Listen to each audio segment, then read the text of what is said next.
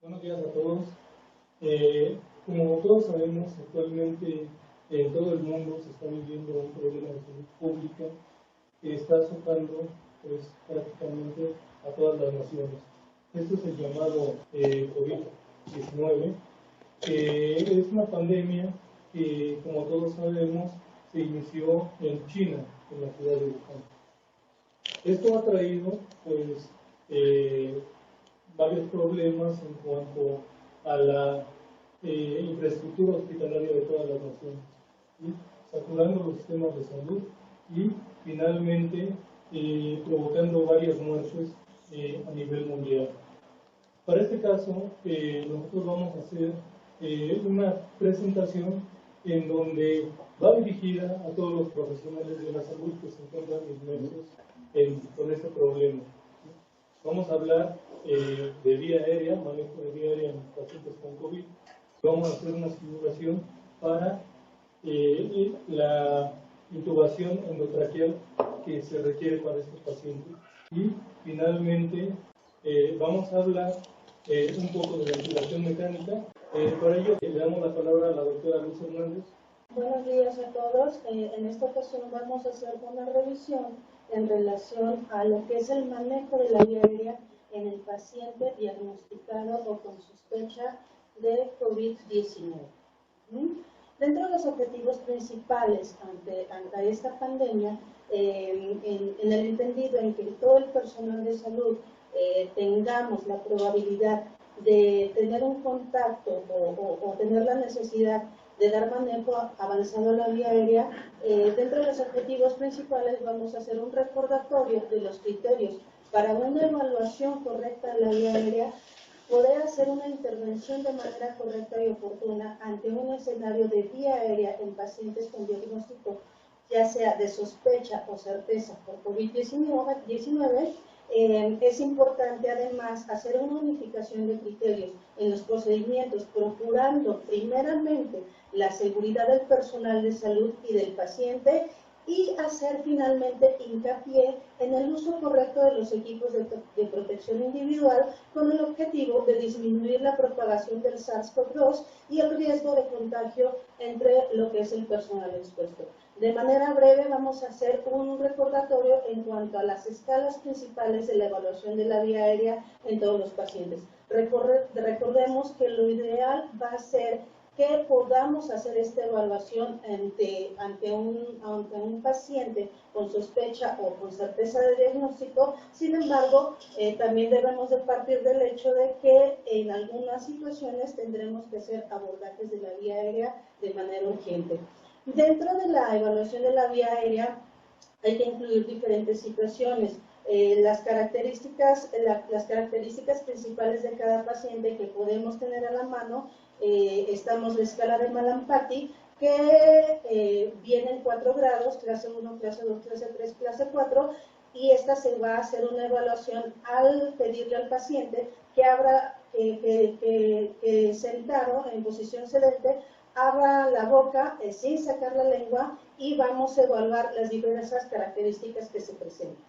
La otra escala de evaluación es la distancia tiromentoniana, en la cual hacemos una medición de la base del mentón hacia el borde superior del cartílago tiroides, y que nos va a dar una escala de grado 1, grado 2 y grado 3. La distancia interincisivos, que esta se evalúa al pedirle al paciente que abra la boca, y hacemos una medición en la distancia entre los incisivos superiores y los incisivos inferiores, dándonos una clase 1, 2, 3 o 4, dependiendo de cada paciente. Otro aspecto muy relevante es la flexoextensión que tiene cada paciente. En esta vamos a evaluar para poder hacer tanto la flexión como la extensión y el grado de desplazamiento que tiene, para en dado caso poder tener un mejor abordaje de la vía aérea. Cuando hacemos ya una laringoscopía directa, vamos a evaluar también lo que son los grados, de acuerdo a la escala de Cormack-Lihan, que evaluamos el grado 1, grado 2, grado 3 y grado 4, dependiendo de la visualización de las diferentes estructuras que podamos observar. Una de los acrónimos muy comúnmente utilizados en una evaluación pronta en cuanto a los pacientes es el acrónimo OBESE, en el cual todo paciente que tenga obesidad, que tenga barba, que sea un paciente mayor de 55 años, que cuente con el antecedente de ser roncador, pacientes que sean edéntulos, pueden condicionar situaciones de vía aérea difícil. Ajá. Una vez que ya hicimos una evaluación, ya sea programada o de una manera inmediata a atender una intubación endotraqueal, pues podemos determinar si nuestro paciente tiene predictores de vía aérea difícil o no vamos a tener alguna situación en la cual pudiéramos tener una vía aérea difícil.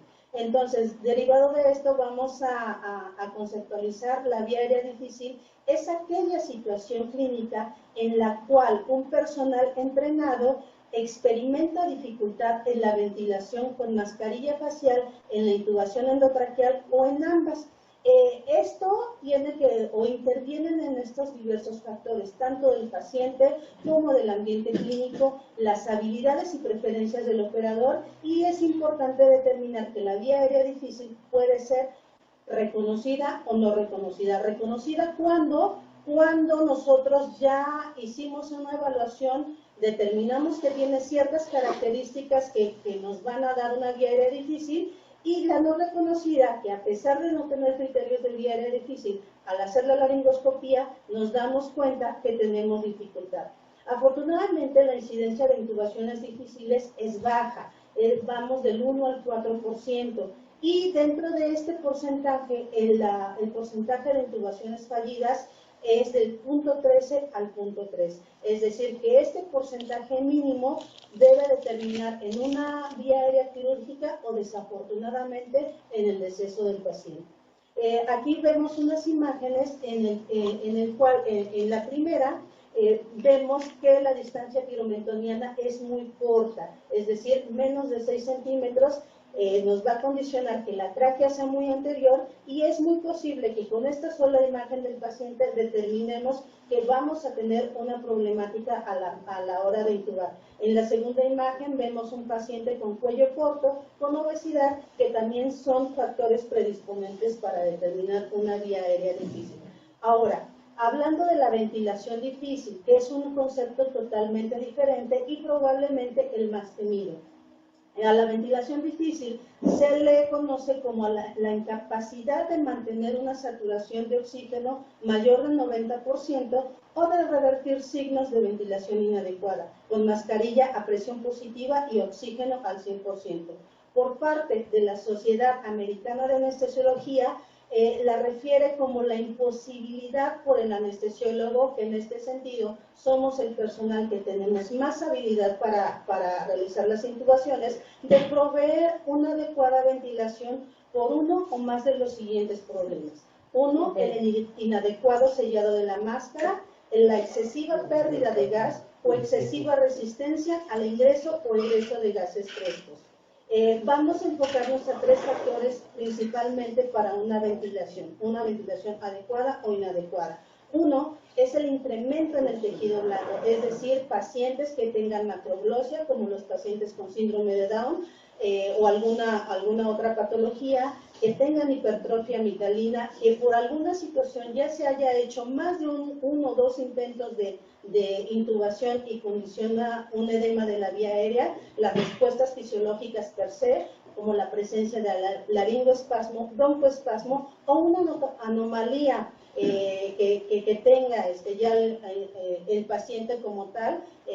Podemos hablar entre ellos la edentulia, tumores de vía aérea, que hubiera algún tipo de fístula, la presencia de algún cuerpo extraño, que tengan barba, pacientes con alguna deformidad en la pared torácica, entre otras. Ajá.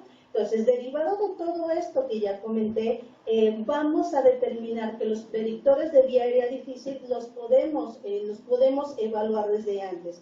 pacientes en general con índice de masa corporal arriba de 30 kilos, que tengan barba, que correspondan a un Mallampati 3-4, un Pati-Daldreti de 3, que tengan historia de ronquido, alteraciones en la mandíbula como micrognatia, retrognatia, incisivos que tengan prominentes, la distancia interincisiva es menor de 3 centímetros, cuello corto o ancho, entre otros factores, nos van a dar una evaluación que es probable que nos estemos enfrentando a una vía aérea difícil. Una vez dada la evaluación de lo que es la vía aérea, hay que recordar algunos otros conceptos. Me voy a ir al concepto de la OMS en cuanto a la bioseguridad, que nos maneja que es el conjunto de normas y medidas para proteger la salud del personal frente a riesgos biológicos, químicos y físicos a los que está expuesto en el desempeño de sus funciones, incluyendo a los pacientes y el medio ambiente. Ahora bien, derivado de esto, tenemos que existen 4 niveles en cuanto a la bioseguridad y a la contagiosidad ante un virus, bacteria, ¿no? En este sentido, tenemos que es el nivel 1 con bajo nivel de contagiosidad, el 2 moderado, el 3 alto y el nivel 4, que es el nivel máximo de contagiosidad, que es cuando hablamos de que el virus o el agente patógeno se puede transmitir incluso a través del aire. En el contexto del SARS-CoV-2 sabemos que es un virus que se cataloga en nivel 3, o sea, es de alta contagiosidad. En una edición de la revista Virus de octubre del 2019, nos surge esta tabla en la cual nos enumera los procedimientos médicos que son potenciales generadores de aerosoles involucrados en la transmisión de diversos virus.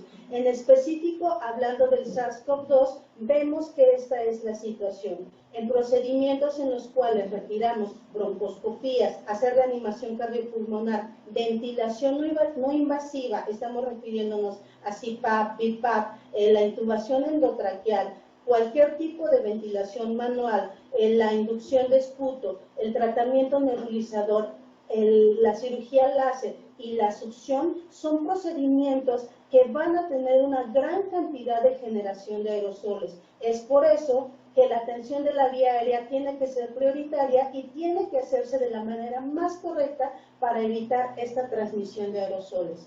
En esta diapositiva lo que podemos observar son los tipos de procedimientos médicos generadores de aerosoles. Y en esta edición de virus nos comentan que puede haber 2 tipos de procedimientos. Los que van a inducir al paciente a producir aerosoles y los procedimientos que per se de una manera mecánica van a generar aerosoles ellos mismos. Si ven en la imagen, en la primera, ante una aspiración, es un procedimiento que se está induciendo a la generación de aerosoles.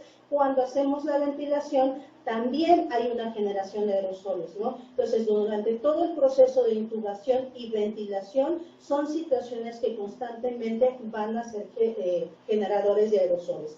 Ahora, ¿cuáles procedimientos se consideran como de bajo y alto riesgo de generación? Los de bajo riesgo está la colocación de cánula de Guedel, la colocación de una mascarilla facial, la colocación de accesos venosos, la administración de fármacos, situaciones de desfibrilación, cardioversión o colocaciones de marcapasos.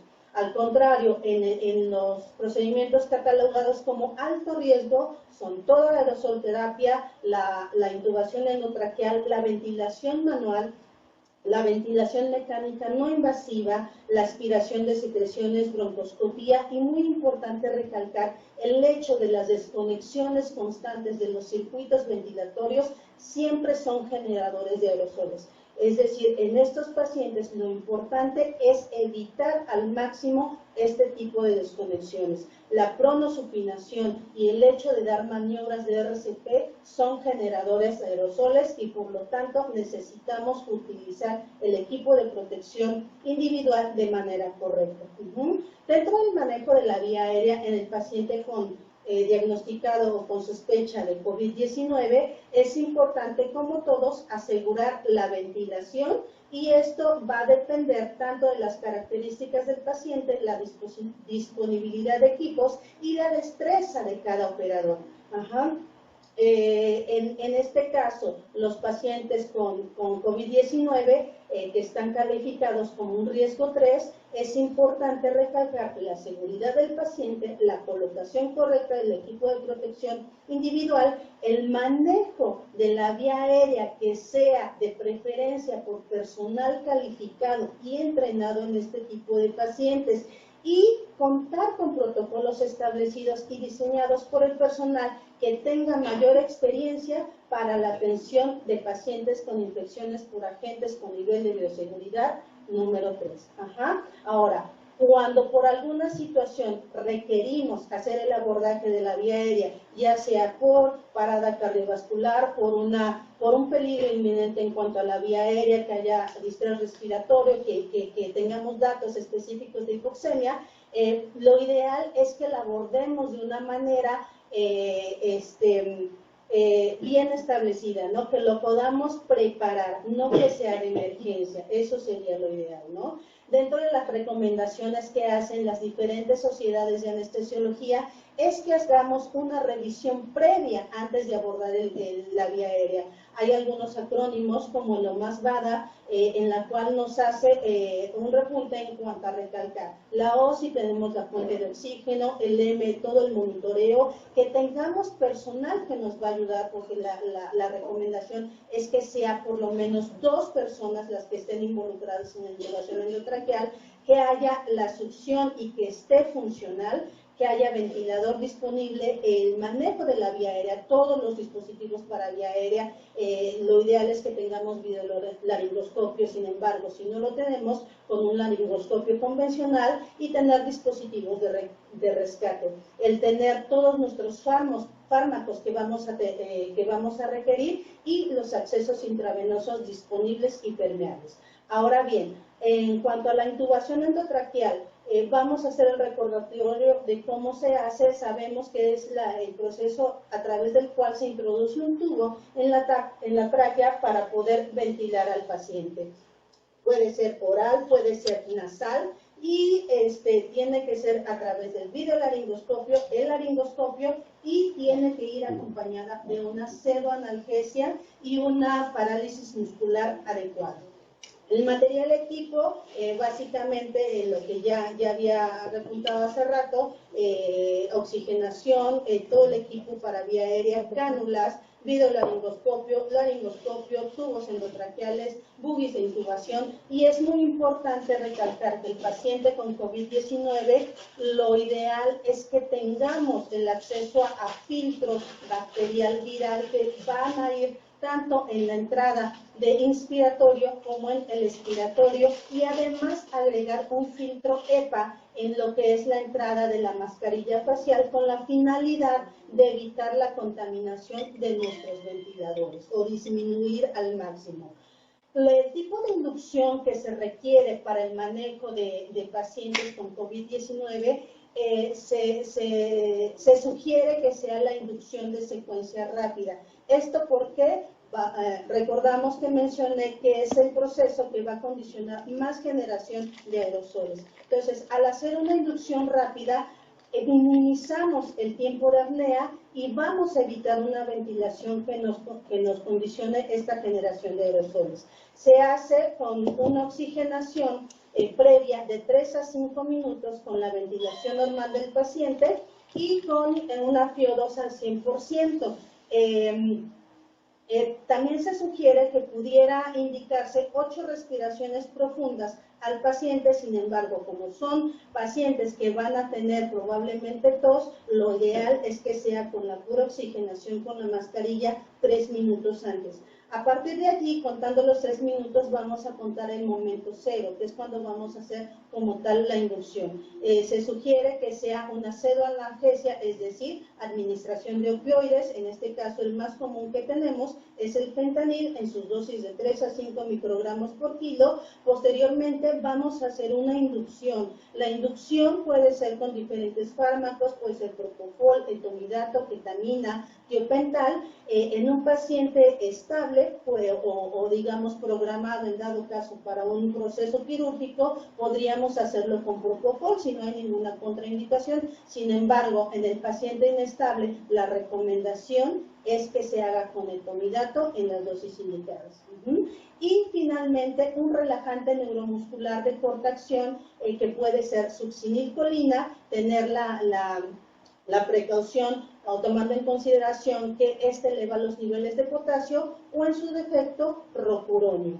Una vez completado el minuto después de que administramos la inducción, hacemos la laringoscopía.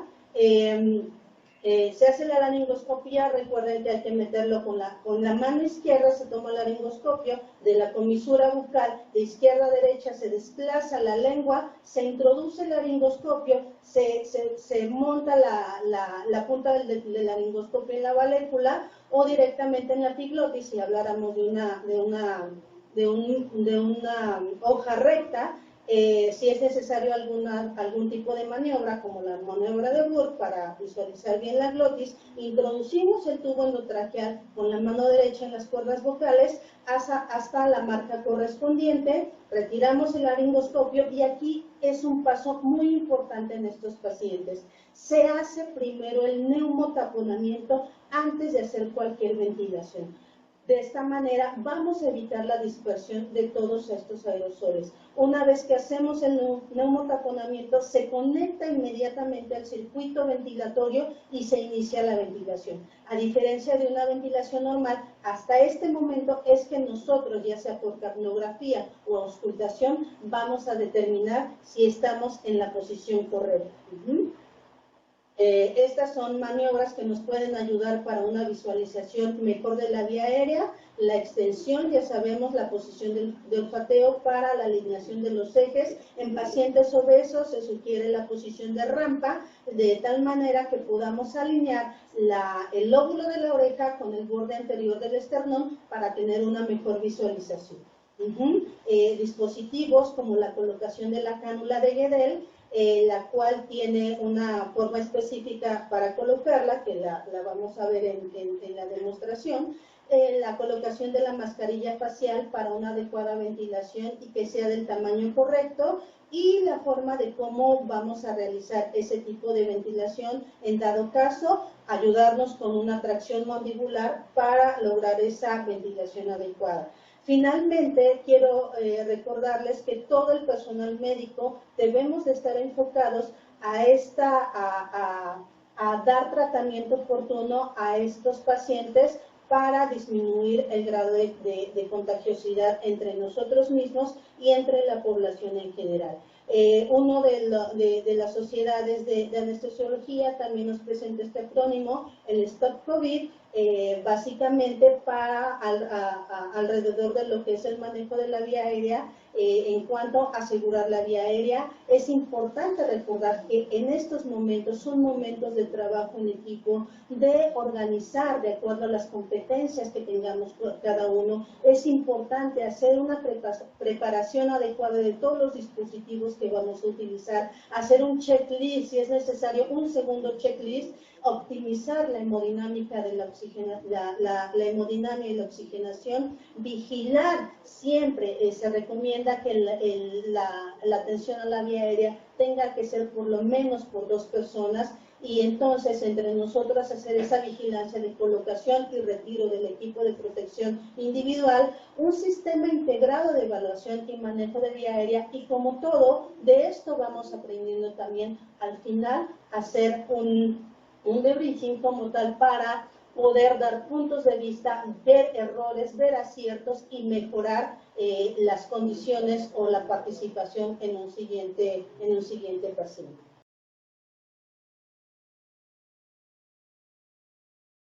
Vamos a iniciar con las medidas de protección al hacer el manejo de la vía aérea en un paciente COVID. El área donde está el paciente se considera área COVID. Llámese urgencias, terapia, piso, quirófano o donde se encuentre hospitalizado el paciente. La persona que va a hacer el procedimiento está fuera del área COVID y ahí es donde tiene que realizar la vestimenta adecuada para poder entrar a abordar al paciente.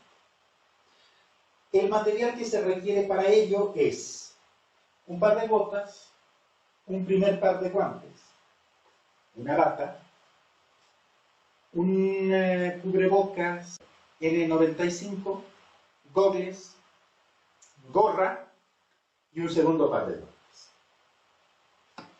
Iniciamos colocándonos las botas. Par de botas. Bien.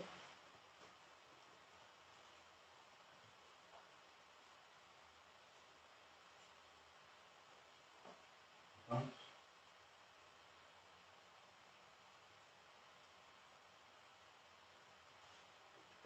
La otra bota de dos aquí.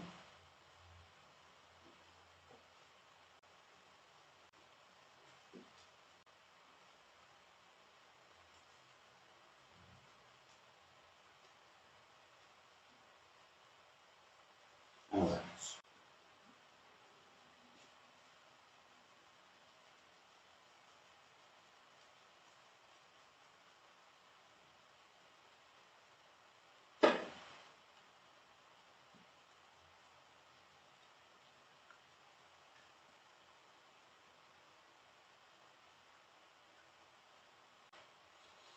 Procedemos a colocarnos el primer par de guantes. El derecho, la izquierda. Posteriormente nos colocamos la bata.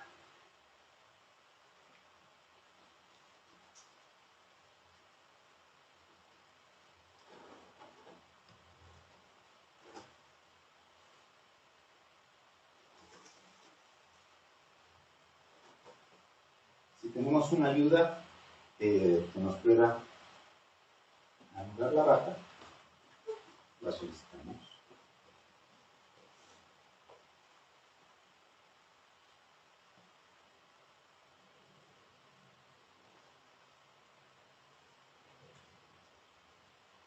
Es importante que los guantes queden por debajo de los puños de la bata. Posteriormente, tomamos la mascarilla N95 en forma de concha con la mano izquierda. La colocamos sobre nuestra cara. La banda de abajo, pasarla por debajo de las orejas. La banda de arriba, pasarla por encima de las orejas. Hacer un ajuste con los dos dedos al puente nasal y hacer una inspiración profunda para ver que se colapse y asegurar la hermeticidad de esta masa. Si no se colapsa, quiere decir que no está adecuadamente colocada. Posteriormente, procedemos a colocarnos los golpes.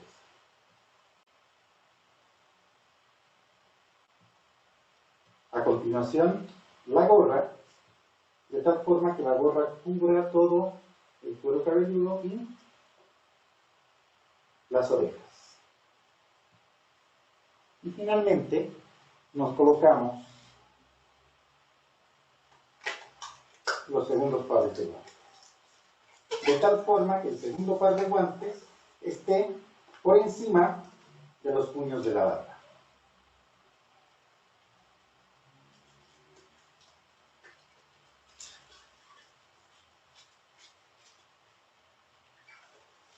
De esta forma ya estamos adecuadamente protegidos para abordar un paciente con COVID y podemos entrar al área COVID correspondiente. Rápidamente vamos a dar una explicación de los pasos que tenemos que realizar para hacer la intubación endotraqueal en un paciente con COVID. Por motivos didácticos vamos a omitir el uso de la mascarilla para que se pueda escuchar la explicación. El operador debe situarse a la cabecera del paciente e idealmente debe de contar con una asistente, que puede ser una enfermera. Voy a invitar a nuestra enfermera a que nos acompañe en este proceso. ¿Qué es lo que necesitamos para poder hacer la intubación endotraqueal?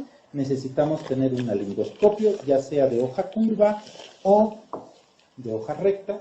Si bien algunas personas expertas en la vía aérea, como los anestesiólogos, ocupan la hoja recta, es recomendable que en una persona que no tenga mucha experiencia se use la hoja curva. Ver de que la hoja curva esté bien montada, de que exista una iluminación correcta, de que tengamos el tubo endotraqueal correcto. Habitualmente el tubo endotraqueal utilizado en las mujeres es del tamaño 7, 7,5, en los hombres 7,5,8, con globo. Hay que verificar que la cánula endotraqueal esté correctamente funcional, de tal forma que con una jeringa insuflamos para ver que el globo esté completamente indemne. Si está roto el globo, tenemos que cambiar de cánula. ¿Cuánto tiempo debemos de insuflar? Hasta conseguir una remitencia equiparable a lo que podríamos ver si nosotros cerramos el ojo y tocamos el globo ocular con el pulpejo del dedo índice. Una vez funcional, desinsuflamos y nos preparamos para hacer la intubación.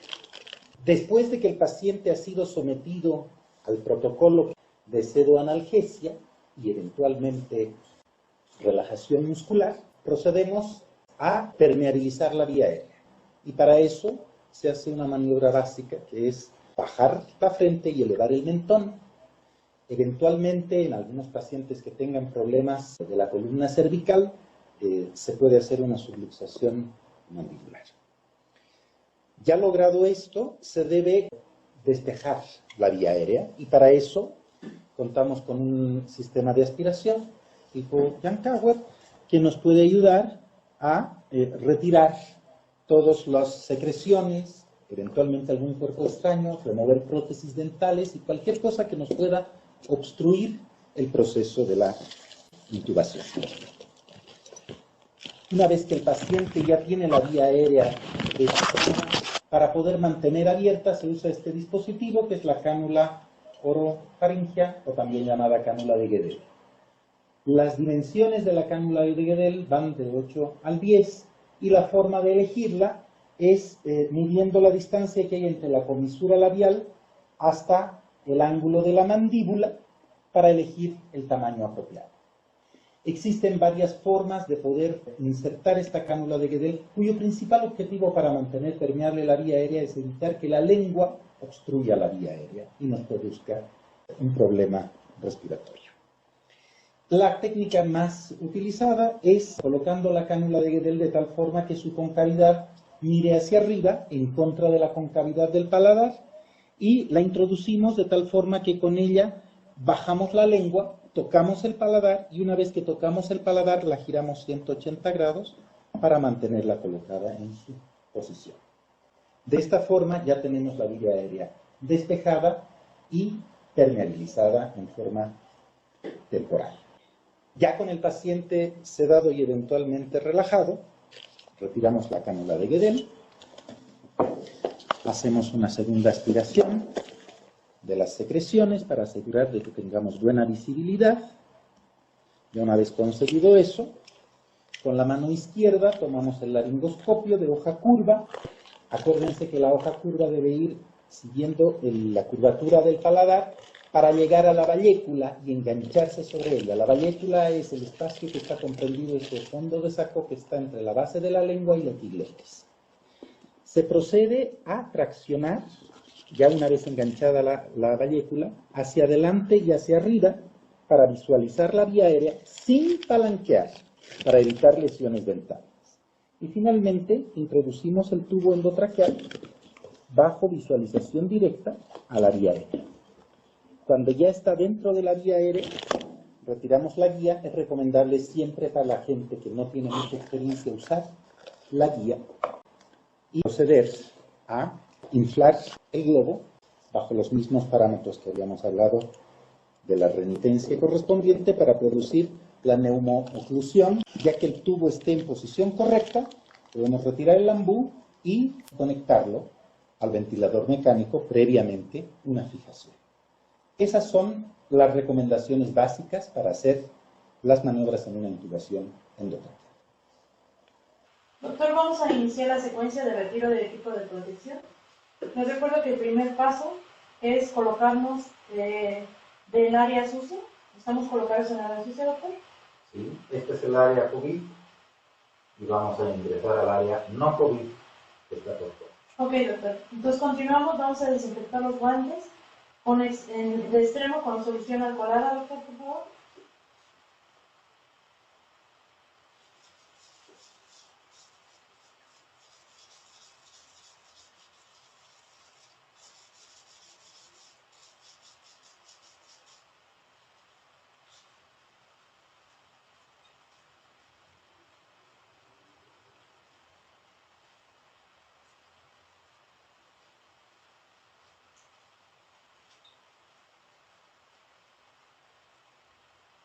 Ok, bien, doctor, vamos a retirar los guantes externos de forma lenta con técnica de pico.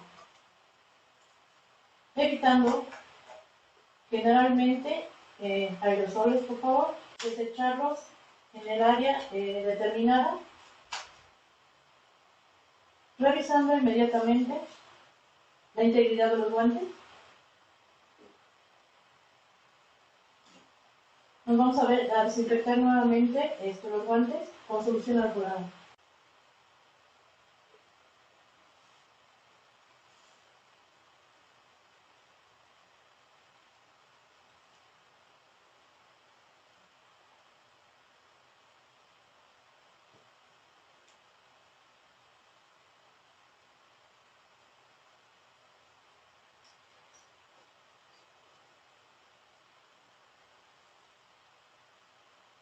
Vamos a liberar el nudo de su bata, jalando suavemente el nudo que se hizo, envolviendo la bata hacia dentro, en la parte inferior, ¿sí?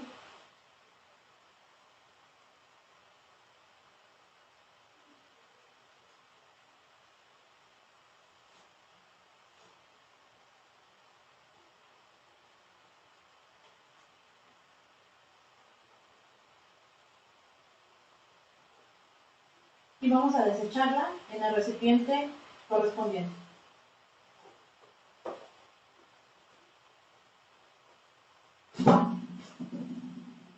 Desinfectar guantes internos con solución alcoholada durante al menos de 20 a 30 segundos.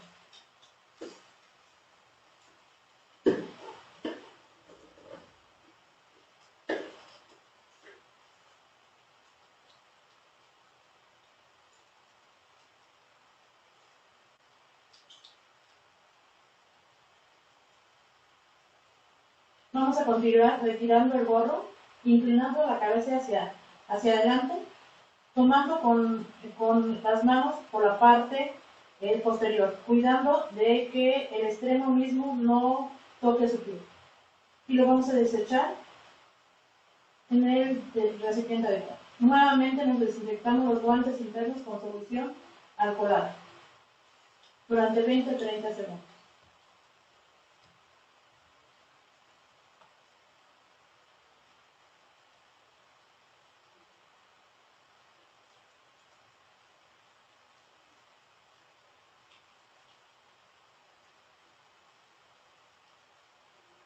Vamos a retirar las gafas cuidadosamente, tomándolas por la parte de las tiras de los soportes hacia adelante, inclinando la cabeza y colocándolo en el recipiente con solución cloro, evitando salpicaduras.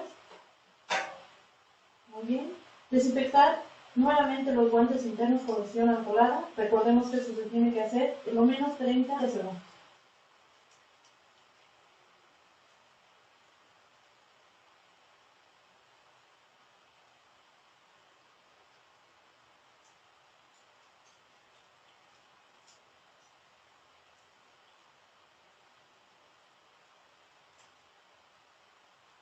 Vamos a retirar en este momento la mascarilla N95, inclinando la cabeza hacia adelante, tomando la tira inferior, pasándola por encima de la cabeza y posteriormente tomando la tira superior, pasándola por encima de la cabeza hasta retirarla completamente y desecharla en el recipiente adecuado. Vamos a desinfectar nuevamente los guantes con solución alcoholada, también de 20 a 30 segundos.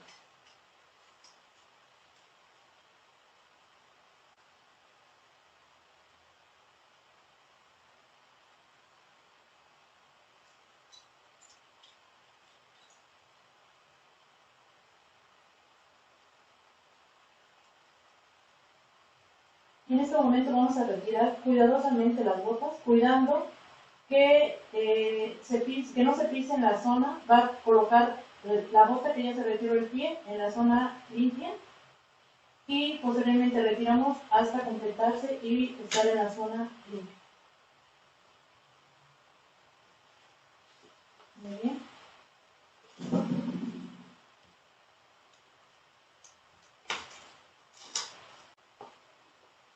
Nuevamente nos vamos a desinfectar los guantes, doctor, con solución alcoholada durante 20 a 30 segundos.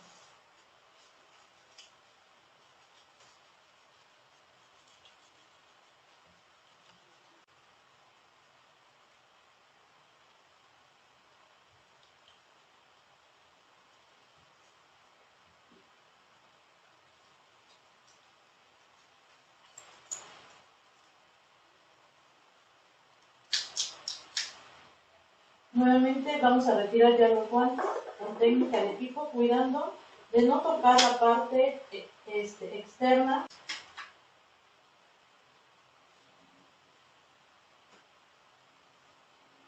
Y vamos a desinfectar las manos otra vez con solución alcoholada, en este momento con 20 a 30 segundos.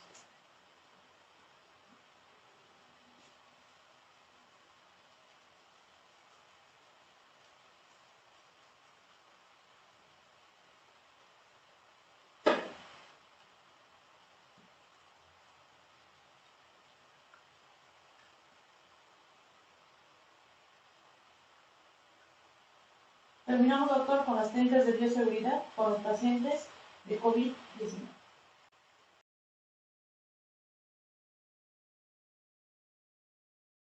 En esta plática yo les voy a dar los conceptos básicos de ventilación mecánica que pudieran ayudarnos y apoyarnos precisamente para darle manejo a este tipo de pacientes. La ventilación mecánica precisamente es una de las indicaciones más precisas para ingresar a los pacientes a la unidad de cuidados intensivos. Sin embargo, en una contingencia como la que estamos viviendo actualmente, muchos pacientes no podrán llegar a una terapia intensiva, de tal forma que van a tener que ser ventilados en un área probablemente de hospitalización por médicos y enfermeras que apoyen en esta contingencia. Entonces, hay ciertas indicaciones para iniciar la ventilación mecánica asistida a un paciente, entre los cuales encontramos criterios clínicos y algunos bioquímicos. Dentro de los clínicos tenemos el estado mental, en donde podemos encontrar a los pacientes hipoxémicos con agitación, confusión, inquietud. Generalmente los pacientes que requieren apoyo mecánico ventilatorio son pacientes que tienen trabajo respiratorio excesivo. Generalmente están taquipnéicos, vamos a tener datos de insuficiencia respiratoria aguda como tirón intercostal, disociación tóraco-abdominal, vamos a tener aleteo nasal, uso de músculos relaxadores de la ventilación. Generalmente va a haber agotamiento general de los pacientes y va a haber hipoxemia. ¿Cuáles son las indicaciones también para iniciar ventilación mecánica? Neumonía, lesión pulmonar aguda, que generalmente son pacientes con SIRA severo, con una relación PaO2-FiO2 menos de 200, ¿sí? Edema agudo pulmonar cardiogénico y embolia pulmonar.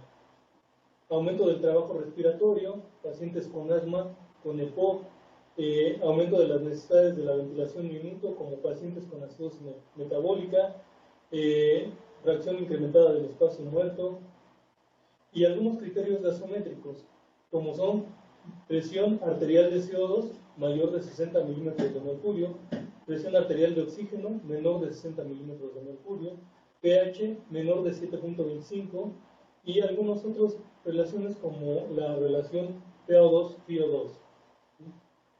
Hay algunos criterios radiológicos que también podemos tomar en cuenta, como el edema agudo pulmonar, la telectasia total, el broncograma aéreo.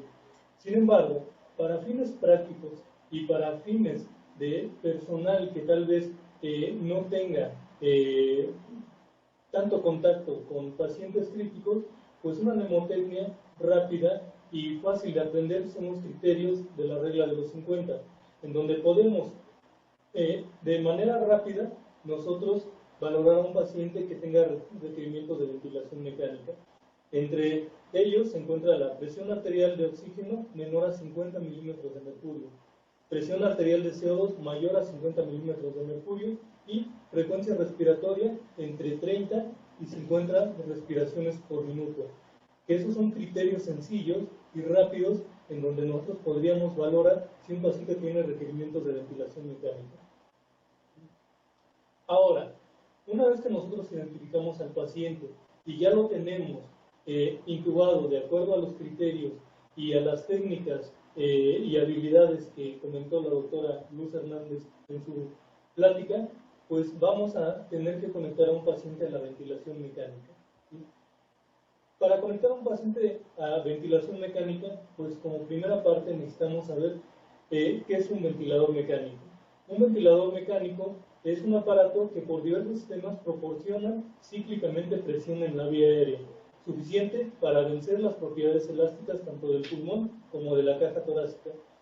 Es indispensable también saber que esta es una técnica prácticamente antifisiológica, dado que el cuerpo humano funciona con presiones negativas, al contrario de un ventilador mecánico que precisamente utiliza presiones positivas para mantener una oxigenación y una oxigenación tisular.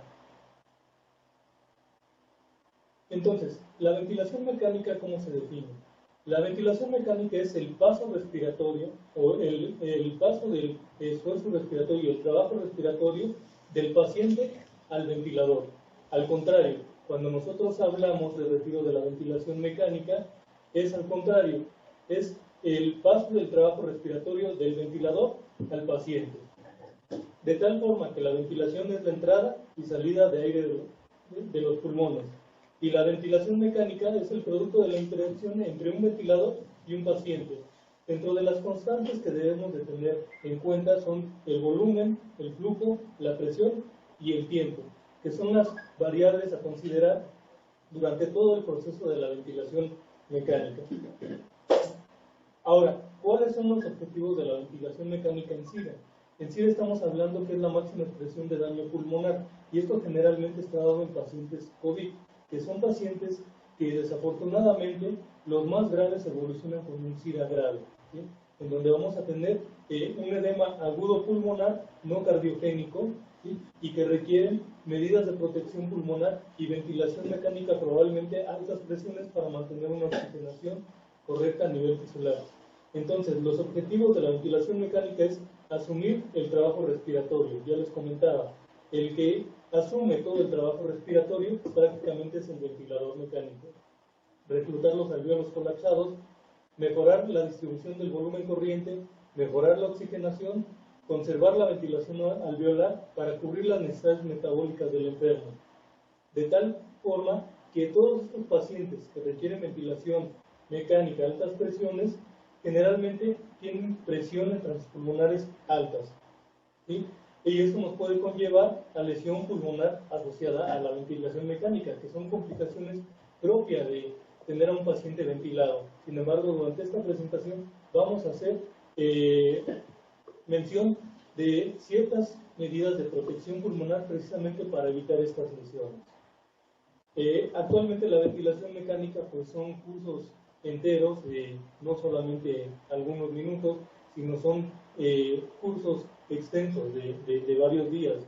Entonces, vamos a tratar de dar prácticamente los conceptos más básicos de ventilación para que puedan ser usados por cualquier médico o cualquier persona que esté en el área de la salud.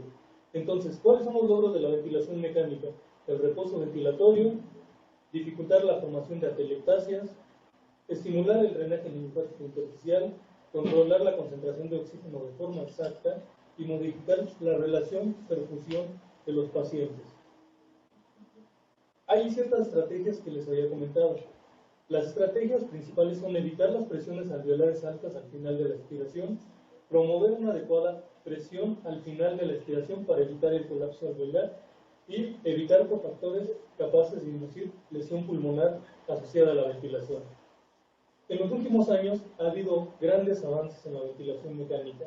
Actualmente tenemos ventiladores de quinta generación que son ventiladores volumétricos que tienen la capacidad de tener nuevas modalidades de ventilación y estrategias ventilatorias, de tal forma que usan tanto volumen como presión para mantener un verdadero aporte de oxígeno al paciente y sobre todo hay que recordar que en ventilación mecánica el paciente debe tener confort, ¿sí?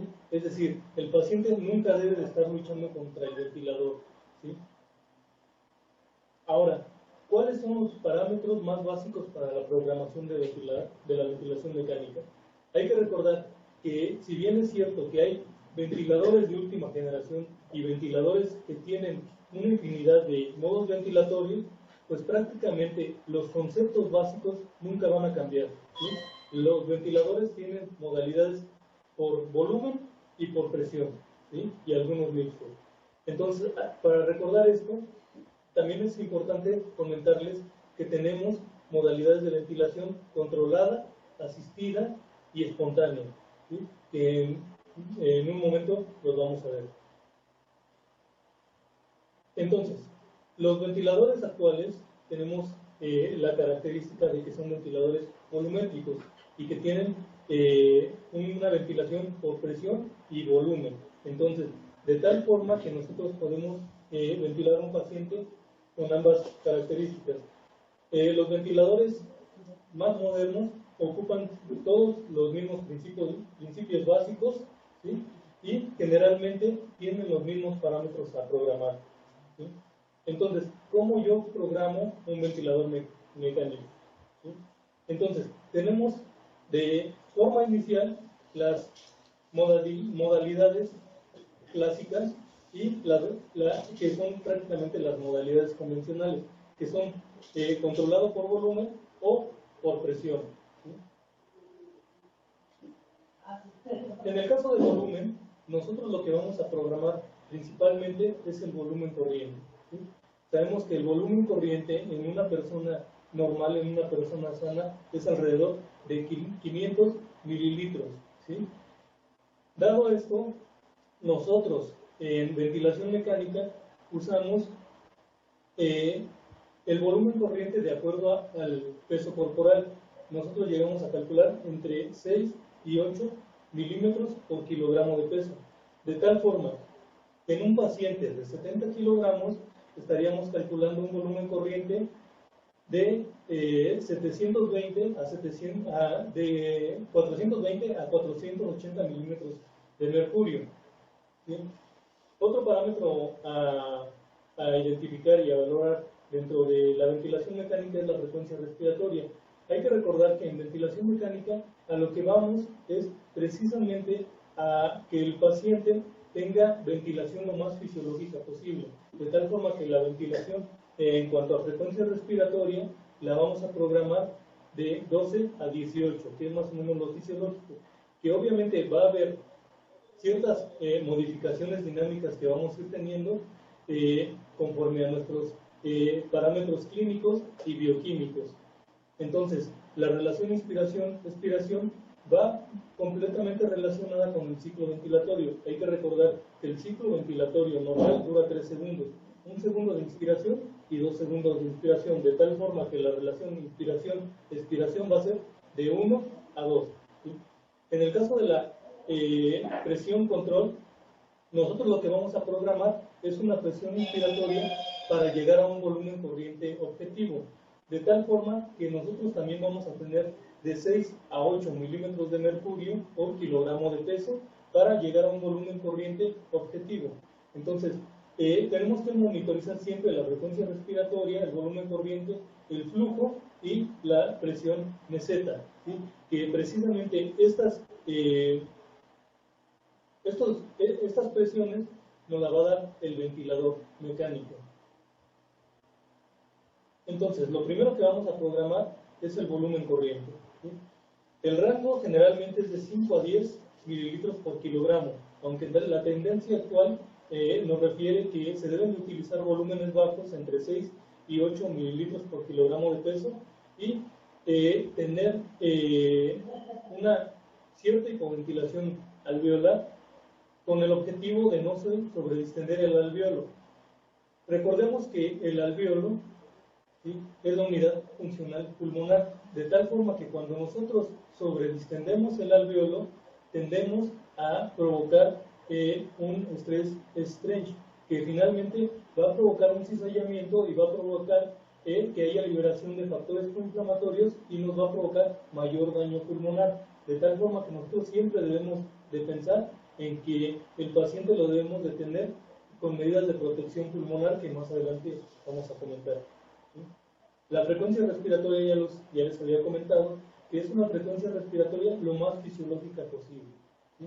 El rango oscila entre 8 a 15 respiraciones por minuto y en niños puede llegar hasta 20 respiraciones por minuto. El FiO2 es una de las variables también a considerar, que inicialmente debemos de iniciar con un FiO2 al 100% y lo debemos de ir titulando de acuerdo a nuestra saturación de oxígeno. Nosotros, para mantener metas de oxigenación en pacientes con SIRA grave, requerimos oxigenación entre el 88 y 92%. Esto es suficiente para mantener las demandas metabólicas del paciente. Es importante también comentarles que hay que reducir y hay que procurar reducir la FiO2 lo más rápido posible. Esto porque el punto de corte es de 60% de FiO2.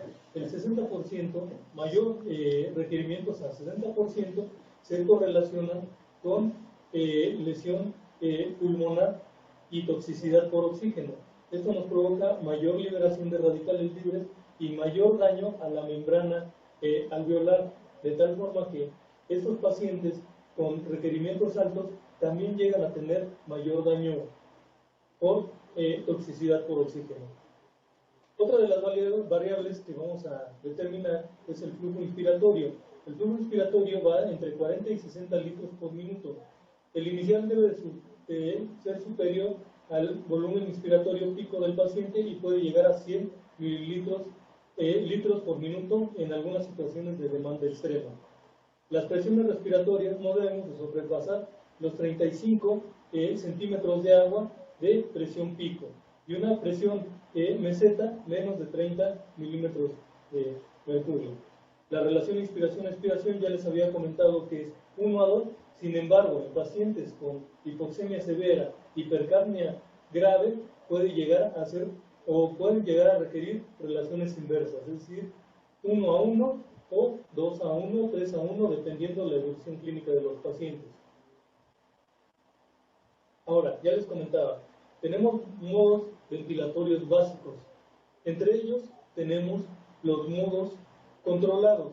En el caso de los modos controlados, ya sea por presión y por volumen, son modos ventilatorios en donde el paciente va a estar completamente controlado por el ventilador, de tal forma que estos pacientes o están completamente sedados o tienen un nivel muy alto de sedación, o son pacientes que tienen algún problema neurológico que no les permite mantener ventilación espontánea. Modalidades asistidas, que es los llamados assist control, ¿sí?, en donde los pacientes ya inician, ¿sí?, con el ciclo ventilatorio, ¿sí?, en donde vemos una muestra en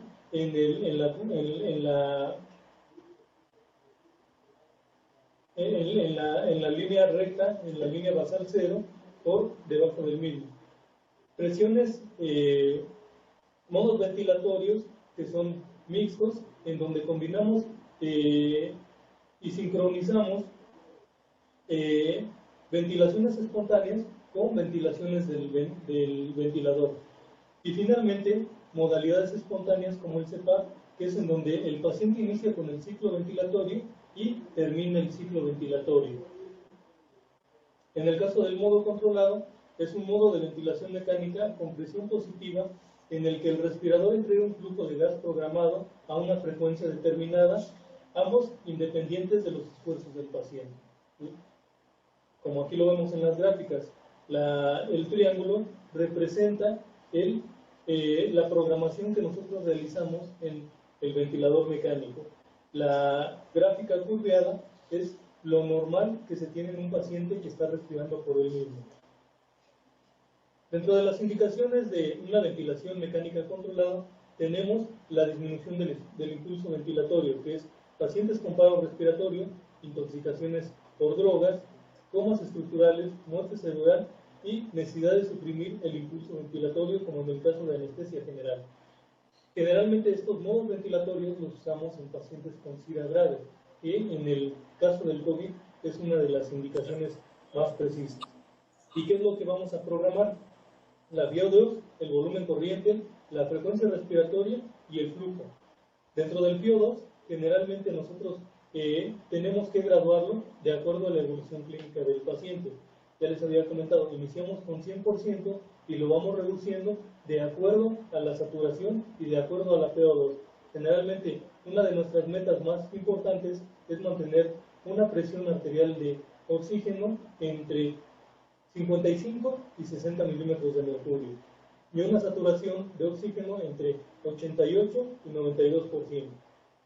Volumen corriente, ya les había comentado, de 6 a 8, sin embargo, en algunos pacientes pueden llegar a requerir hasta 12 mililitros por kilogramo de peso. Frecuencia respiratoria de 12 a 14 ventilaciones inicialmente, que puede variar de acuerdo a las características clínicas del paciente, y el tipo de flujo generalmente es constante. En el caso de los modos asisto controlados, es un modo de ventilación mecánica con presión positiva en la que el respirador entrega un flujo de gas programado en respuesta a un esfuerzo inspiratorio del paciente. Entonces, aquí observamos que en el caso de la ventilación asisto controlada, el paciente inicia con la ventilación, sin embargo, el ventilador mecánico hace el resto del esfuerzo respiratorio y termina el ciclo respiratorio. ¿Sí? Aquí generalmente usamos algo que se llama trigger, sensibilidad, disparo, ¿sí? Que generalmente nosotros iniciamos entre 0.5 y 1, y que esa sensibilidad o trigger, ¿sí?, se mide en centímetros de agua, y generalmente es el esfuerzo que debe de romper el paciente para iniciar el ciclo ventilatorio. El pico de flujo inspiratorio debe de ser igual o mayor a 60 litros por minuto. Una de las ventajas es que combina la seguridad de la ventilación controlada con la posibilidad de sincronizar el ritmo respiratorio del paciente y del ventilador. Va a asegurar un soporte ventilatorio en cada respiración y reduce la necesidad de sedación. Previene la atrofia de los músculos respiratorios, facilitando el proceso de destete. Sin embargo, hay que recordar que muchos de los pacientes con SIDA probablemente no sea tan fácil meterlos a esta ventilación mecánica, ya que muchos de estos pacientes ni siquiera tienen el esfuerzo respiratorio adecuado para mantener o para iniciar una respiración espontánea, de tal forma que generalmente los pacientes con SIDA grave y los que estamos viendo con COVID son pacientes que generalmente van a estar con un nivel muy profundo de sedación y de relajación, incluso neuromuscular. En el caso de la ventilación asisto controlada, tiene algunas desventajas, que los pacientes pueden tener trabajo excesivo si el impulso respiratorio es alto y el piso del flujo o la sensibilidad no es adecuado. En pacientes despiertos, la duración de los ciclos puede no coincidir con la programada. Los impulsos centrales elevados pueden favorecer el desarrollo de alcalosis respiratoria y pueden aumentar el atrapamiento aéreo y autopic. Hay otro modo básico, que es la ventilación mandatoria intermitente sincrónica, SIMD, que en las últimas fechas ya no es tan usado. Sin embargo, es importante sobre todo en el proceso del retiro de la ventilación. Es una modalidad de ventilación que combina respiraciones espontáneas del paciente con otras prefijadas o mandatorias. Estas son respiraciones que manda el ventilador mecánico. En esta gráfica podemos ver en el área curvada las respiraciones espontáneas que tiene el paciente, y en el gráfico triangular es una ventilación que está programada por el ventilador mecánico. ¿Sí? Puede ser sincronizada o no sincronizada. Generalmente ya los nuevos ventiladores tienen en su mayoría las ventilaciones sincrónicas, ¿sí? En la que las respiraciones mecánicas mandatorias son disparadas por el paciente. ¿Sí? Las principales indicaciones son el desete de la ventilación mecánica, soporte ventilatorio parcial, y generalmente lo que nosotros programamos es la frecuencia respiratoria y la sensibilidad. Dentro de los efectos benéficos tenemos descenso de la presión de la vía aérea, aumenta el retorno venoso cardíaco. Sin embargo, tiene efectos perjudiciales como son la hiperventilación, hipoventilación y aumento del trabajo respiratorio. Ahora, por último, la modalidad espontánea, ¿sí? Que son pacientes que ya prácticamente están haciendo todo el esfuerzo respiratorio, y el ventilador mecánico únicamente les proporciona un grado de presión para mantener un buen volumen corriente, ¿sí? Entonces, cuando la utilización del PIP se realiza con ventilación espontánea, se puede usar en este tipo de pacientes con presión positiva continua de la vía aérea. Entonces, ahí vemos un gráfico en donde prácticamente el paciente está haciendo todas las ventilaciones y el esfuerzo respiratorio. Las indicaciones son fases iniciales de la insuficiencia respiratoria aguda, el retiro de la ventilación mecánica, enfermedades respiratorias, enfermedades pulmonar obstructiva crónica, cardiopatías congénitas. Algunas contraindicaciones relativas son estado de choque con bajo gasto, estado de asmático, trauma de cráneo, hipovolemia, fibrosis o enfermedades infiltrativas del pulmón. Ahora, algo muy importante que debemos de evaluar durante la ventilación mecánica, sobre todo en pacientes que están controlados, es la presión positiva al final de la expiración, que es el llamado PIP. La presión positiva al final de la expiración es la presión entregada por el ventilador antes de finalizar el periodo expiratorio y que permite un reclutamiento del alvéolo. Aquí tenemos un ejemplo que generalmente nosotros usamos, ¿sí? Que es con globos. Generalmente cuando nosotros iniciamos o cuando tenemos un globo y que recientemente lo vamos a inflar, cuesta mucho trabajo, de tal forma que nosotros requerimos una presión bastante alta para poder inflar ese globo. En el caso del PIP, el principio básico es que se deja una presión al final de la expiración con el objetivo de que el alvéolo no esté completamente desinflado, no esté colapsado, de tal forma que cuando llegue el próximo ciclo ventilatorio sea mucho más fácil expandir el alvéolo.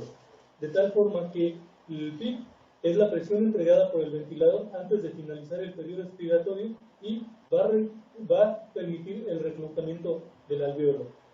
Hay un PIP llamado fisiológico que en algunas literaturas comentan que no existen, algunos que sí. Sin embargo, la literatura que comenta la existencia del PIP es al cierre de la epiglotis.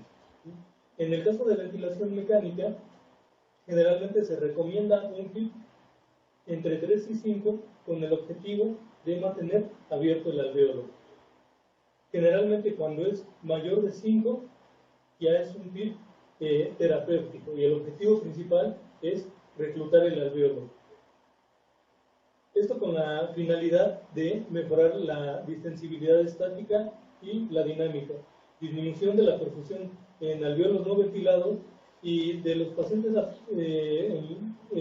mejorar la ventilación, perfusión, con disminución de los cortocircuitos o shunts intrapulmonares.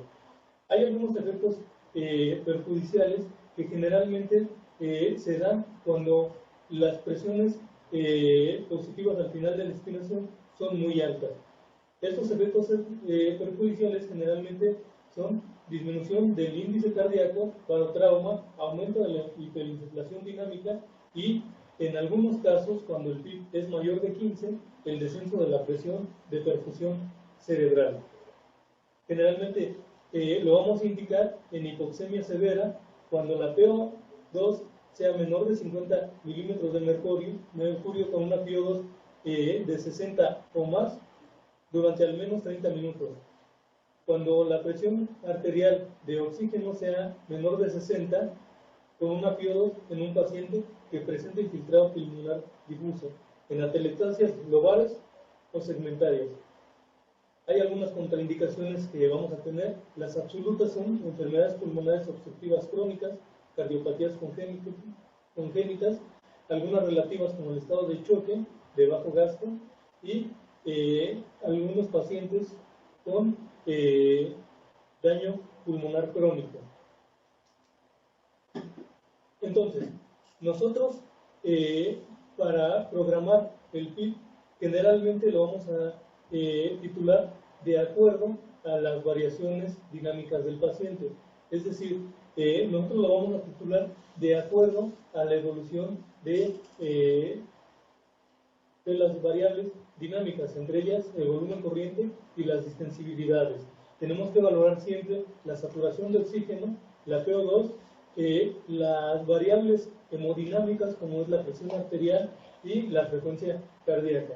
Entonces, generalmente cuando nosotros estamos evaluando estas características y la titulación de PIB, debemos de tener en cuenta que hay ciertas limitaciones, como son barotrauma, el shock, la neumopatía unilateral y la hipertensión intracraneal. Ahora, ¿qué es importante? Siempre tener monitorizado al paciente a nivel hemodinámico, a nivel gasométrico. Tenemos siempre que tener rayos X de tórax, electrolitos séricos, glicemia. Hay que recordar que los pacientes con ventilación mecánica prolongada, generalmente una de las complicaciones más comunes es la infección, de tal forma que cuando los pacientes tengan cambios en las secreciones bronquiales, tenemos que tomarles cultivos. Hay que monitorizar siempre el volumen corriente, la frecuencia respiratoria, la FiO2. Generalmente tenemos que valorar siempre con capnometría y tenemos siempre que tener un monitoreo adecuado de la sedación. Otro de los puntos importantes que debemos de tomar en cuenta son las alarmas en la ventilación mecánica. Las alarmas las podemos encontrar visuales o acústicas. Generalmente cada ventilador va a tener su nomenclatura, pero generalmente son, en el caso de las visuales, son alarmas de color rojo, y las acústicas va a ser la intensidad y cambio de sonido de acuerdo a la prioridad del sensor del ventilador. En el caso de la presión, cuando tengamos ventilado a un paciente bajo presión o volumen, en el caso de que el sensor de presión se active, generalmente es por alta o baja presión en la vía aérea, o con una PIB baja o un CPAP bajo o alto. En el caso de volumen, generalmente se activa por alto o bajo volumen minuto. ¿Sí? También puede activarse el sensor por frecuencias respiratorias altas o bajas, por apnea, por baja presión de oxígeno o baja presión del aire comprimido. Dentro de la alarma de volumen es fundamental que sean alarmas de bajo y alto volumen. Generalmente un 25% por debajo y un 25% por arriba del volumen minuto expirado del paciente. Generalmente se debe de avisar la eventual desconexión de la red eléctrica y del fallo del suministro de gases. Esto es importante, ya que los sensores, tanto de volumen como de presión, son muy sensibles. Dentro de las complicaciones de la ventilación mecánica tenemos el barotrauma, disminución del gasto cardíaco, como ya les había comentado, aumento de la PIB y función renal disminuida y función hepática que también podemos llegar a tener disminuida. La mala movilidad de secreciones, neumonías nosocomiales, toxicidad por oxígeno y complicaciones psicológicas. Una vez que nosotros tenemos ya con todas las medidas de protección al paciente y lo tenemos bien monitorizado, pues hay ciertas estrategias ventilatorias que nos permiten tener protección de la vía aérea.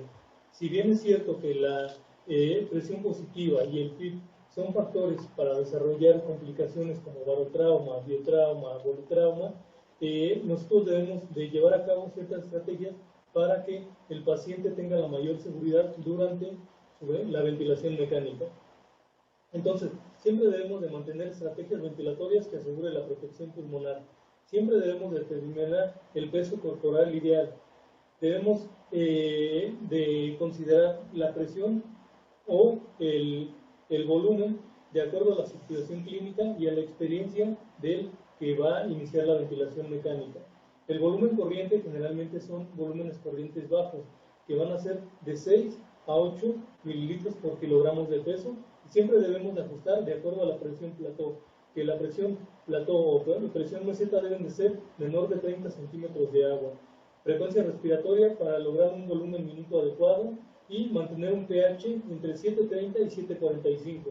Si el pH es menor de 7.15, secundario a una hipercapnia importante, podemos incrementar inicialmente el volumen corriente, podemos ajustar la relación inspiración y si hay acidosis respiratoria, a pesar de estas medidas, podemos hacer uso de la frecuencia respiratoria en donde podemos llegar hasta ventilaciones de 35 respiraciones por minuto. Durante el SIDA, la ventilación mecánica con parámetros de protección pulmonar debe de mejorarse en el menor tiempo posible, ¿sí? Entonces, como tal, y para recordar, debemos de mantener volúmenes corrientes bajos, PO2 baja o tratar de titularla lo más bajo posible para mantener saturación entre 88 y 92%, mantener generalmente PIB elevadas con el objetivo de que el alveolo siempre no esté colapsado y mantener presiones tanto pico como plató dentro de parámetros recomendados. Presión pico menor de 35 y presión plató menos de 30. Generalmente debemos de corregir la hipoxemia y conservar la PO2. Otra de las estrategias que ya les había comentado es la relación inspiración-expiración, que generalmente debe ser de 1 a 2 hasta 1 a 4 en pacientes con broncoespasmo o pacientes hipocosos crónicos. Sin embargo, en algunas ocasiones vamos a requerir relaciones inversas como 1 a 1 o 2 a 1 e incluso 3 a 1. Generalmente el PO2 siempre debemos de limitarlo menos del 60% para mantener una PO2 entre 55 y 80 milímetros de mercurio y mantener una saturación de oxígeno recomendada entre 88 y 95%.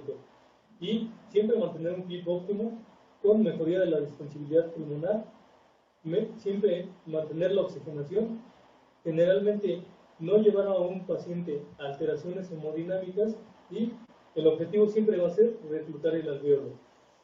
Ahora, también es importante que tengamos en cuenta durante la ventilación mecánica el manejo de las presiones, de tal forma que una forma rápida de calcular el breathing pressure es la fórmula de presión meseta menos el PIB. Generalmente lo que debemos de mantener es un breathing pressure menor de 14. Entonces, cuando nosotros hacemos un reclutamiento alveolar y tenemos una buena ventilación mecánica, generalmente después de algunos días tenemos placas en donde realmente cambia la situación radiológica del paciente. Entonces, siempre debemos de mantener el monitoreo de las variables respiratorias y variables clínicas y hemodinámicas. Entonces, cuando un paciente ya mejora las condiciones generales y la causa por la que se llevó a cabo la ventilación mecánica y el inicio de la misma, nosotros siempre vamos a pensar en el retiro de la ventilación mecánica, ¿sí? ¿Cuáles son estos criterios? El paciente siempre debe de cumplir con estos criterios, que el paciente tenga buena actividad de los músculos respiratorios, que tenga estabilidad hemodinámica, que tenga un nivel de conciencia óptimo, que tenga una gasometría en equilibrio ácido-base y que tenga un equilibrio hidroelectrolítico que haya ausencia de proceso infeccioso severo, que haya ausencia de relajación y sedación, que la frecuencia cardíaca no aumente más del 20% de la basal, ni tampoco la tensión arterial media, que no tenga una frecuencia respiratoria más de 35 respiraciones por minuto, que mantenga un volumen corriente mayor de 4 mililitros por kilogramo de peso para mantener un volumen corriente de acuerdo a su peso, que sature mayor al 90%, la PO2 que sea por lo menos mayor a 60 milímetros de mercurio y una PCO2 que sea menor a 50 milímetros de mercurio, y la FiO2 que se recomienda es que sea menor a 40%. Cuando nosotros vamos a retirar la ventilación mecánica, generalmente tenemos que hacer recomendaciones en donde no haya obstrucción de la vía aérea, de tal forma que nosotros siempre tenemos que buscar que no haya ronquido, que no haya estridor laríngeo, que no haya sibilancias y que no haya signos de insuficiencia respiratoria. Generalmente cuando hay obstrucción total, generalmente hay ausencia del flujo de aire por boca y nariz, escasa o nula expansión torácica, va a haber tiraje supraclavicular e intercostal y generalmente va a haber oposición a la inflación pulmonar. De tal forma que la ventilación mecánica es esencial en los pacientes pulmonares y de acuerdo a un adecuado monitoreo o de la misma depende de un buen pronóstico para el paciente. Debe de evaluarse adecuadamente al paciente antes de invadirlo en forma ventilatoria debido a las complicaciones importantes de este método, y la ventilación mecánica no debe prolongarse debido a los riesgos que se corren por la práctica de la misma. Nosotros consideramos que personas que no están relacionadas con pacientes críticos pueden llegar a tener los conceptos básicos para tanto manejo de la vía aérea como capacidades y actitudes para iniciar manejo ventilatorio de un paciente. De tal forma que en una pandemia como la que estamos viviendo hoy en día, es importante que la mayor parte de la población y de las personas involucradas con salud tengan los principios básicos para darle soporte básico a un paciente de estas características. Esperemos haya sido de su comprensión y les sirva la información que hasta el momento se ha vertido. Muchas gracias.